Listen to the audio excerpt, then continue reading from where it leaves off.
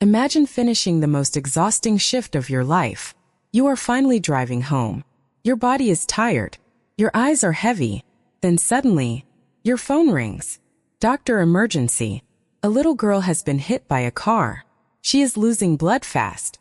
If you do not come now, she will die. You rush back to the hospital. You begin surgery immediately. But in the middle of the operation, you notice something on the child's wrist. A tiny bracelet, with a name that makes your heart stop. Ketty, your own daughter. Now, the only person who can save her life is you.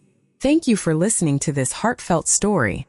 If it moved you, please like, share it, subscribe and comments below, and let someone know you are never alone. My shift ended past midnight. The hospital lights felt colder than usual. My body ached. Every step toward the parking lot felt heavier than the last. I am Dr. John. Saving lives always filled my days with purpose. Tonight only exhaustion lived inside my bones. The city streets looked empty. A thin wind carried the smell of rain and asphalt. Home waited somewhere beyond the quiet intersections. Then my phone rang. Sharp, urgent, unforgiving. Doctor emergency. Please come back immediately. A child accident. Severe blood loss. We have almost no time. The words sliced through the silence. Fatigue vanished. My hands tightened around the steering wheel. The engine roared back toward the hospital. Red lights blurred past. Sirens screamed somewhere in the distance. Every second felt heavier than the last one. When I rushed through the emergency doors, the air smelled of antiseptic and fear. Nurses moved quickly. Monitors beeped in uneven rhythm. A small body lay on the table, fragile, covered in blood, breathing like a fading whisper. A car struck her while crossing the road, a nurse said. Massive bleeding. We need surgery now. I stepped closer. Bright surgical lights flooded the room. My heartbeat slowed. Something about her felt familiar. Soft brown hair rested across her forehead. A tiny bracelet circled her wrist. My chest tightened. The operating room faded into a distant echo. Scalpel, I said. My voice sounded steady. My hands moved with years of discipline. Inside, a storm raged. Blood pooled beneath my gloves. Machines cried warnings. Every movement carried the weight of a life. Minutes stretched into eternity. Then the nurse lifted the small wrist again to adjust a tube. The bracelet turned. A tiny silver charm glimmered under the light. A small engraved name. Ketty. My breath froze inside my lungs. The world tilted.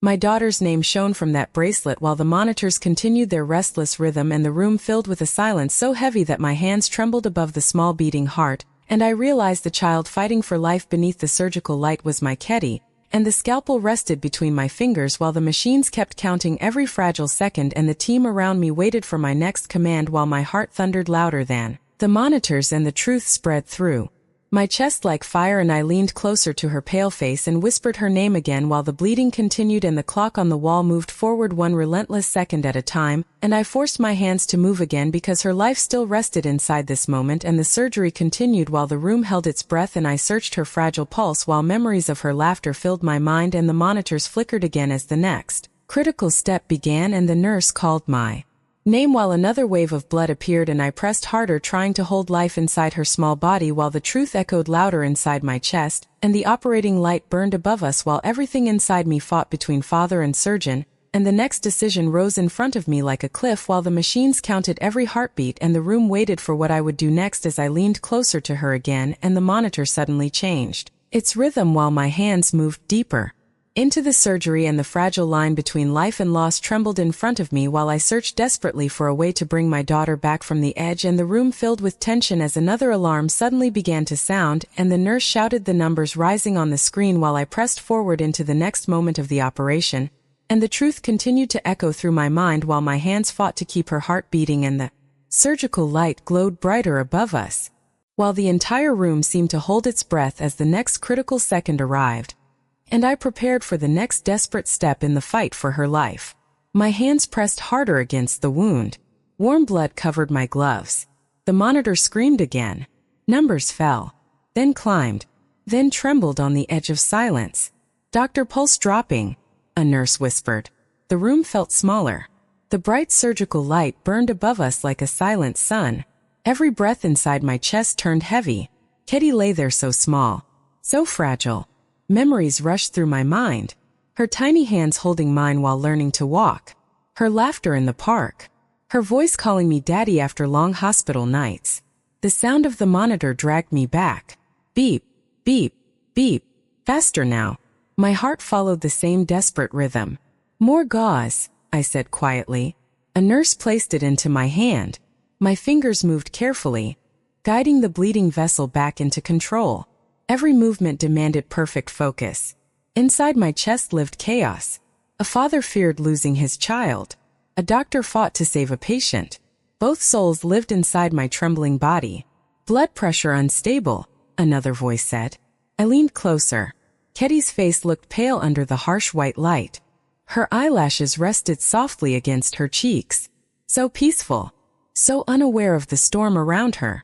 My throat tightened. A single tear burned behind my eyes. No space for weakness lived inside this room. Only action. Only courage. Only love. Prepare transfusion, I ordered. The team moved instantly. A new bag of blood hung beside the table. Red life flowed slowly through the clear tube. Into her small arm. The monitor steadied for a moment.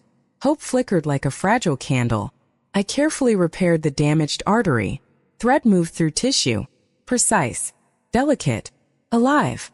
Another alarm suddenly pierced the silence. Beep, beep, beep. The rhythm changed again. My breath caught. The monitor line trembled wildly. The nurse gasped softly. Dr. Heart rhythm unstable. Cold fear crawled down my spine. I placed my hand gently against Ketty's chest. Her heart fought bravely. A tiny warrior battling a terrible night. Stay with me, Ketty, I whispered. The machines hummed louder. The surgical team watched every movement. Time stretched endlessly. Another drop of blood appeared. Another warning flashed across the monitor. I reached deeper into the operation, searching for the source while the room filled with the sound of urgent footsteps and the nurse called out new numbers from the screen and the pulse flickered again beneath my fingers while the fragile balance between life and loss trembled once more and the transfusion continued to flow into her veins while I pressed forward carefully guiding the instruments with steady determination while the bright surgical light reflected in the silver tools and the monitor suddenly released a long sharp tone that froze every heartbeat in the room and the nurse looked at me with wide eyes as the rhythm on the screen changed again. And my hand moved quickly toward the defibrillator paddles while the air filled with tension and every soul in the operating room waited for the next command as I prepared for the next desperate moment in the fight for my daughter's life. The long tone from the monitor cut through the room. Cold. Sharp. Unforgiving. Every movement around the table froze for a heartbeat. My eyes locked on the screen. The rhythm trembled between chaos and silence. Defibrillator, I said. My voice sounded distant, yet steady. A nurse rushed the paddles into my hands. The metal felt cold against my gloves. Ketty's small chest rose weakly beneath the surgical light. So small. So precious. Memories tried to break my focus. Her first day at school. Her tiny backpack bouncing behind her. Her smile when she ran into my arms after long hospital shifts. I pushed the memories aside. Only the present mattered. Charging. The machine hummed softly. Energy gathered inside the paddles. Clear. The room stepped back. I pressed the paddles gently against her chest. A small body lifted slightly from the table as the shock passed through. The monitor jumped. Then chaos returned. Beep, beep. Irregular. Fragile. Alive. Hope flickered again. A nurse wiped sweat from my forehead. Another handed fresh gauze. I returned to the surgical field. The bleeding slowed, yet danger still circled the room like a silent shadow. Ketty's heartbeat fought bravely. Each sound from the monitor felt like a miracle. Thread moved through tissue again. Slow. Precise. Careful. Every stitch carried a father's prayer. Pressure rising slightly, a nurse said. The words warmed the air. Life pushed back against the darkness. The transfusion continued flowing through the thin tube. Color slowly returned to Ketty's pale lips. My chest filled with cautious hope. Then another warning flashed across the monitor. A sharp change in rhythm. My hands froze for a second. Doctor, something changing, the nurse whispered. I leaned closer. The surgical light revealed another small tear deeper inside the wound. Hidden. Dangerous. Blood began to flow again. Not fast, but enough to threaten everything. I inhaled slowly. My fingers reached deeper with the instruments, searching carefully through the fragile layers while the monitor echoed its uneasy rhythm through the silent room, and the team leaned closer watching every movement of my hands while the light above us glowed brighter against the metal tools and Ketty's fragile heartbeat continued its uneven struggle, and the nurse quietly read new numbers from the screen.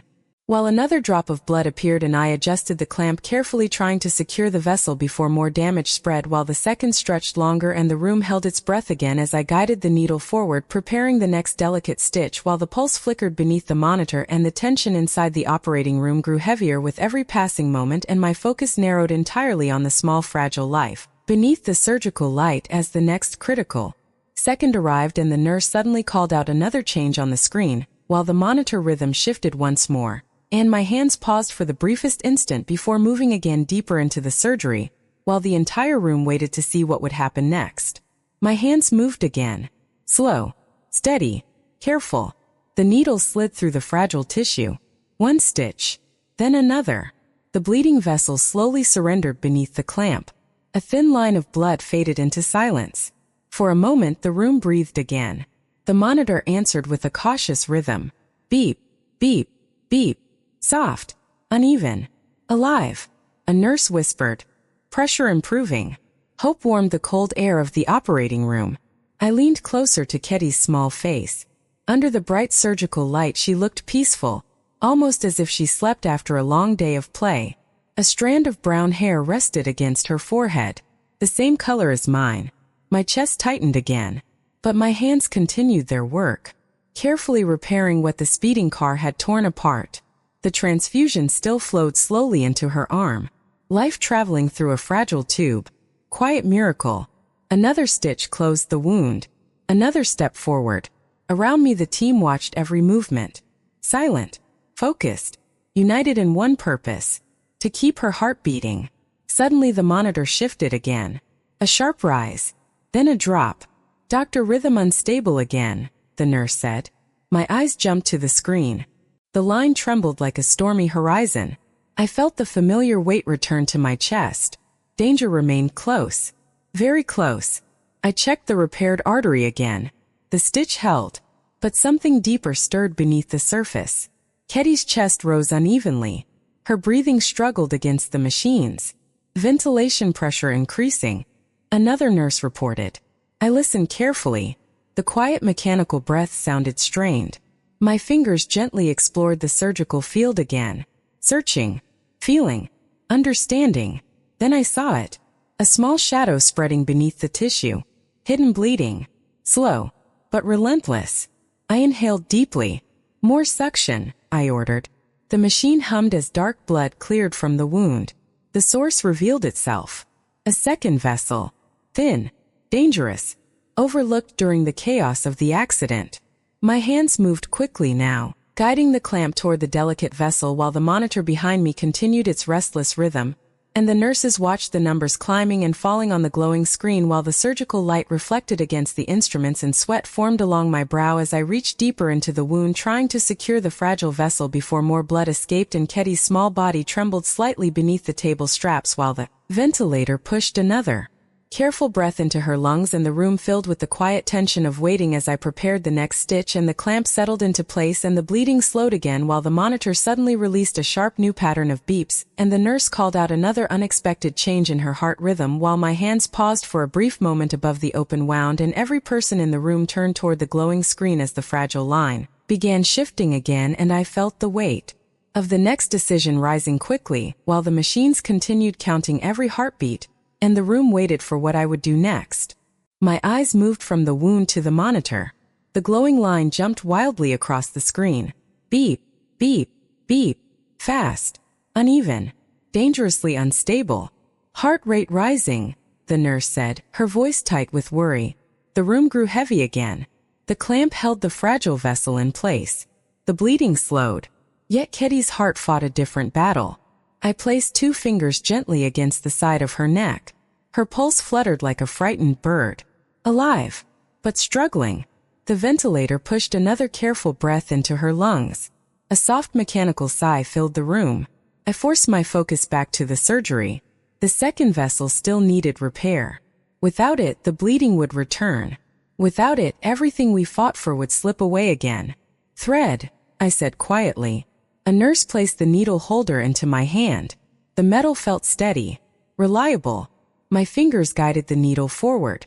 Slowly, delicately, the thread passed through the fragile wall of the vessel. One stitch, then another. Each movement demanded calm precision. Inside my chest, a father's heart pounded with fear. Inside my hands lived the discipline of a surgeon. 2 lives battled inside me. Only one could lead. The monitor suddenly dropped again. Beep, beep. The pause between beats stretched longer. "Doctor," the nurse whispered. Her voice trembled. I looked up. The line on the monitor flickered uncertainly. Ketty's small chest rose weakly beneath the surgical light. Her color faded again. "Another unit of blood," I ordered. The team moved quickly. A fresh bag appeared beside the table. Red life slowly began flowing through the tube again, back into her fragile body. The stitch tightened around the vessel. The bleeding stopped. For a moment, silence wrapped around the room. Then the monitor answered again. Beep, beep, beep. Weak, but present. Hope returned like a distant sunrise. I exhaled slowly. My hands continued repairing the deeper layers of tissue. Careful, patient. Every second mattered. A nurse wiped my forehead again. The room smelled of antiseptic, metal, and quiet determination. Ketty's eyelashes trembled slightly. A tiny movement, so small it almost escaped my eyes. But I saw it. My heart leaped. "Movement detected," a nurse said softly. Life still fought inside her. Strong, brave. My daughter always carried a warrior spirit. Another stitch closed the torn muscle. The surgical field slowly looked calmer, more stable. Yet the monitor suddenly changed again. A rapid sequence of alarms erupted across the room. The glowing line on the screen twisted into a dangerous rhythm. My breath caught. The nurse turned toward me with wide eyes as the numbers on the screen began climbing rapidly while the machines around us responded with urgent tones and the ventilator adjusted its rhythm automatically and Ketty's fragile pulse flickered beneath my fingers while the surgical light continued burning above the table, and every member of the team moved closer waiting for the next command while I leaned forward studying the screen carefully, trying to understand the sudden change, and the nurse called out new readings from the monitor while another alarm echoed through the operating room and the delicate balance between life and loss shifted once more and my hand reached slowly toward the medication tray preparing the next step while the room held its breath and the monitor continued flashing warnings as the next critical moment in the surgery began to unfold and every second moving forward carried the weight of Ketty's fragile heartbeat. The alarms faded slowly. The violent rhythm on the monitor softened. Beep, beep, beep. Steady, calm. Alive. For a moment I simply stood there, staring at the screen as if my eyes feared another cruel surprise. Then the nurse whispered softly, heart rhythm stabilizing. The room finally breathed. My shoulders felt suddenly heavy, as if the entire night had been resting there. Ketty's small chest rose gently under the surgical light. Color slowly returned to her lips. Warm life replaced the frightening pale stillness. My hands completed the final stitches with quiet care. Layer by layer the wound closed. Every movement felt lighter now. The battle had slowly turned in our favor. Around me the team watched the monitor. Each steady beep felt like a tiny miracle. When the final bandage settled into place, I stepped back from the table. For the first time that night my hands trembled. Not from fear. From relief. A nurse covered Ketty with a warm blanket. Her eyelashes fluttered slightly. A small breath escaped her lips. Soft, peaceful, alive. The operating room light seemed warmer now. The tension that filled the room only minutes ago slowly dissolved into quiet smiles. One nurse looked at me gently. "Doctor, you saved her." I looked down at my daughter. 4 years I believed medicine meant skill, discipline, and long sleepless nights. Tonight I understood something deeper. A doctor heals with knowledge. A human being heals with heart. Sometimes life places us inside storms we never expect. Moments when fear, love, duty, and courage collide in one fragile second. Yet kindness, dedication, and compassion carry a power stronger than fear. Because every life on this earth belongs to someone who loves them. Every stranger carries a story. Every child carries a future. That night reminded me that true healing never comes only from the hands. It comes from a heart willing to care for every life as if it were its own. And as Ketty rested peacefully beside the quiet monitor, I realized the greatest lesson of that long night. When people choose compassion over exhaustion, courage over fear, and love over indifference, the world becomes a place where even the darkest moments can give birth to hope.